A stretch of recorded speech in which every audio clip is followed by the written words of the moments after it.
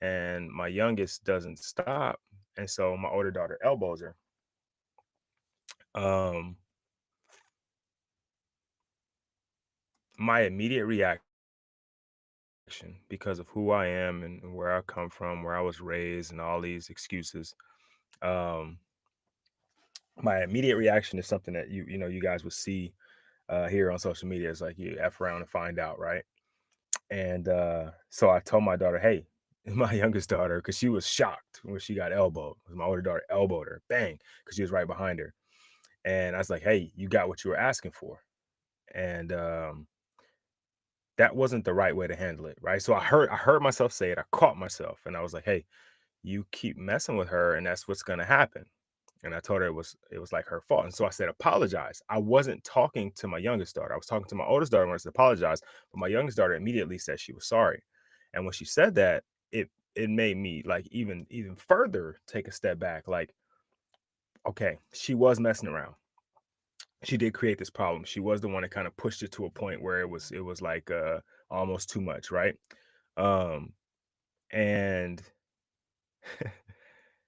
she did get what she was asking for, right? Like in reality, you know what I mean? She just kept pushing the she was poking the bear, poking the bear, poking the bear. Eventually the bear is going to get you. But nobody, and I mean nobody, deserves to be treated or to have violence imposed upon them because of something they did. Now, if there's an act of violence, you can return act of violence. And I told them that. But we end up having a conversation about like, hey, one, my older daughter, you can't allow somebody to get you out of your character, to force you to do something that is going to get you in more trouble than it's going to get them. Because I was like, hey, in the real world, like if you react like that and it's not the right person, you assault her, you're the one that's in trouble, right? They can say whatever they want. Like you can't go to jail. Well, maybe depending on when and where. Can't really go to jail for like making a noise with your tongue. Um, but you can go to jail if you punch somebody or you elbow somebody hard enough. And so I was like, yo, you're technically criminally wrong in the situation. Like she's civilly wrong because that's just not what you do to people. But you're more wrong in this situation. And we kind of talked it through a little bit, and I kind of left it at that. Go to the gym this morning. And as you guys know, at the end of my gym sessions, I go into the sauna and I meditate. And during this meditation, like I couldn't get it out of my head. I couldn't get over, how I kind of constructed that. And I'm thinking to myself, like, there's no way and no world where I want my daughter, either one of them, but the younger one, because she cried a little bit during it, because she was more shocked about how it happened. Not that she was hurt, because she can handle it. She's been hit harder, but she was hurt that that they turned into violence, right? But the thing that I couldn't get out of my head while I'm meditating is thinking about the fact that I don't see a world where I would be okay with anybody else putting their hands on my daughter. Now, this is a perfect environment to have that experiment because I get to kind of control the two of them. Like I have both daughters in my house and I can like let it go as far as it needs to go and I can pull it back or whatever and they can kind of learn from each other and learn from the experience. But I don't see a world where like if she's out in the outside world and somebody elbows her for something she says where I'm gonna be cool with it, right? And so for me to say, "Hey, you got what you deserved," nobody deserves that, right? Nobody deserves to be hit because they made a noise. And so I didn't, because I don't know how she's processing the conversation from last night. So when I got back home, I immediately went into the room as they're getting dressed. Well, they're dressed already, but like getting ready for school, and sat them both down. I'm like, "Hey, look, I owe you an apology because I told you you got what you deserved, and nobody deserves to be hit." Right? I don't want that to be in her head where she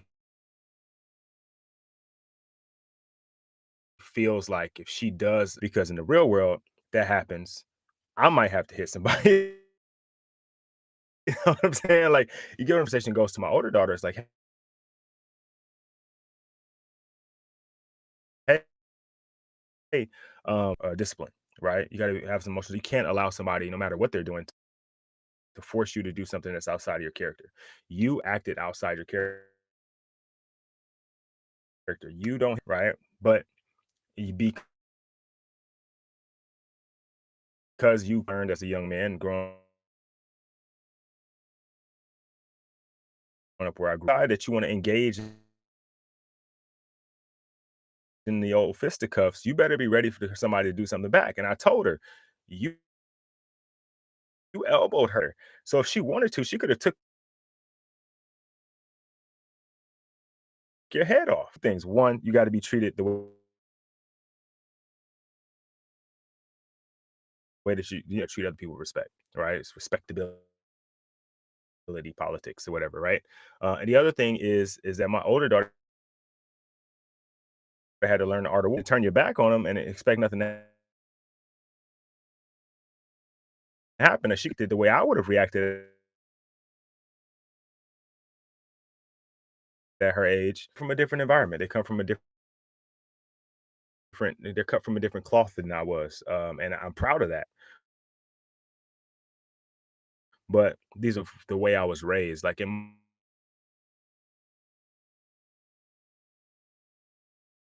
my household, had I got into fights with, I never really fought with my sisters. We might have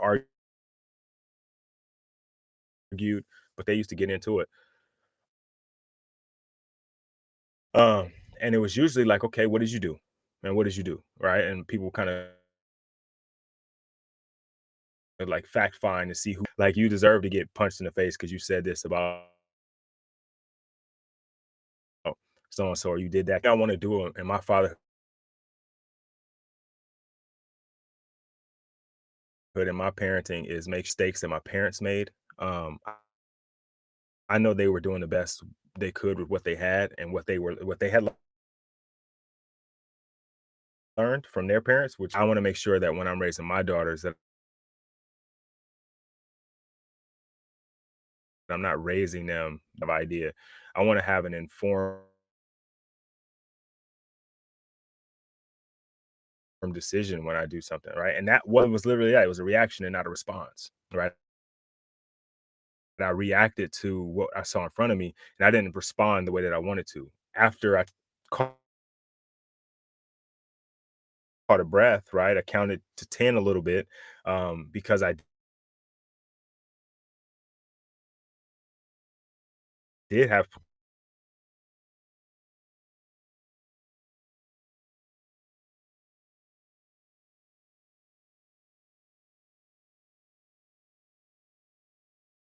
I don't want that to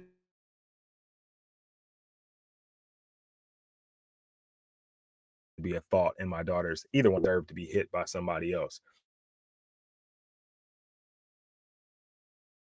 Um, the other part of it is that art of war, right? If you got to protect yourself, somebody's doing something to you. You got to protect yourself. You do have to use your hands. You're gonna have to do what you need to do to protect yourself. But understand that once you escalate it to that point, if you're the one to initiate it, you better be ready to want to finish it. Right? My rule is we don't start fights, but we don't run from them, and we finish them if we have to. Daughters haven't had to get into physical fights at school. Live in a really nice neighborhood. They haven't, you know, they don't argue hard enough to get into fights here. It just is take time out and away from each other and count and whatever they need to do to my best. Right. And as a father channel and a fatherhood coaching program, I think people expect that I am going to be doing everything perfectly. And this is just a vulnerability episode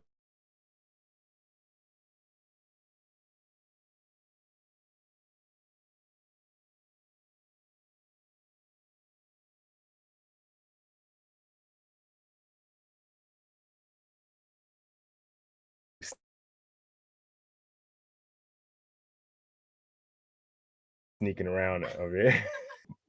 Again, vulnerability,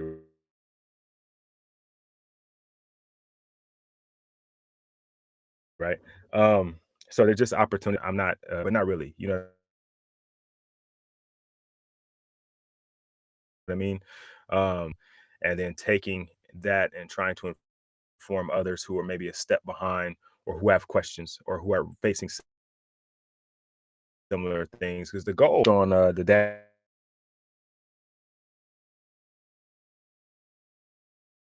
to dads, but the idea that most men, especially now, and most of us 5, 10 years ago, there was a study. The study said that everybody had, or every man had at least 3 friends, right? Most men, so in a 5 to 10 year span, men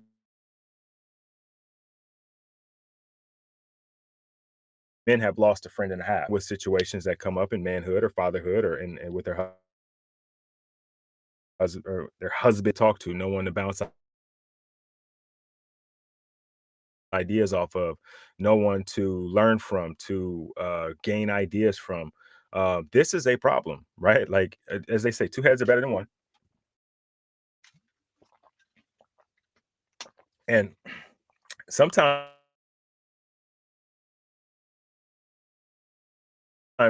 fatherhood and parenting and husbandry is a team sport. Responsibility is my responsibility. So I don't want to say team sport like that. Like I play my position, right? I'm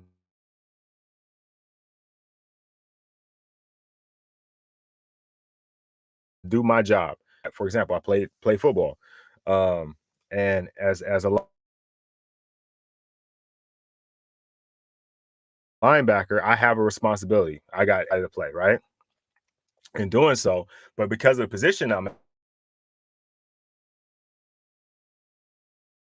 at, I can see the quarterback and running back in the backfield. If I scan the field, I can see the receivers. I can align people and look down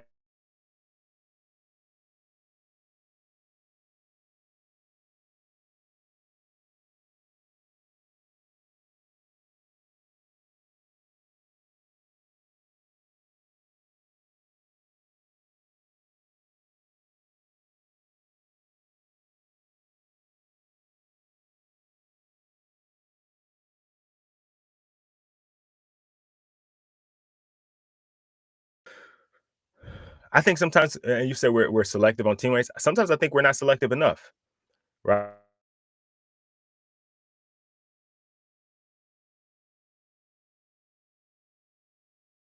Right, like we don't select the correct. That's cool at the gym. We watch the game together. We'll talk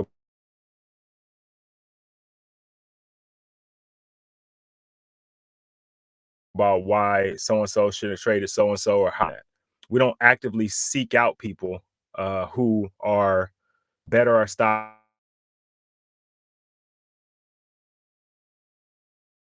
in parenting. We don't better us, right? We just hope that they're going to come to us, right? And they stay friends with us forever. Uh,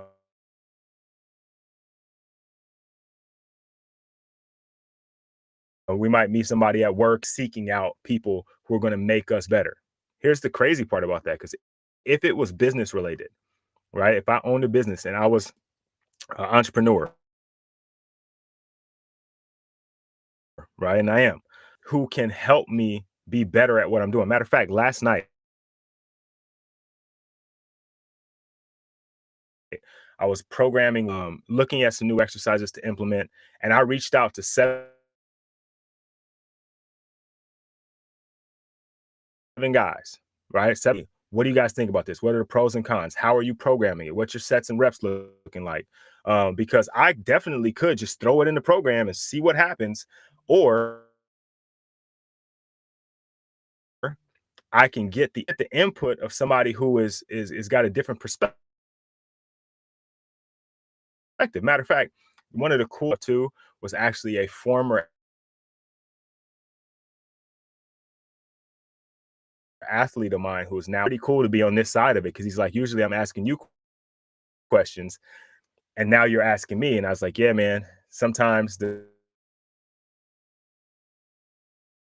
student becomes the master, right?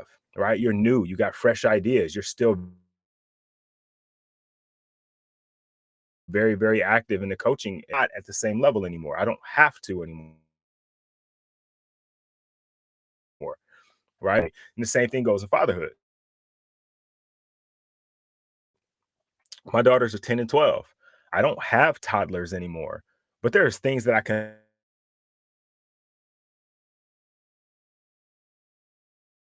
learn from a new there's things at this age I'm at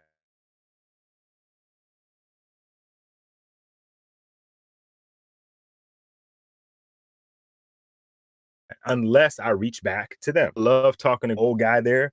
I love to have that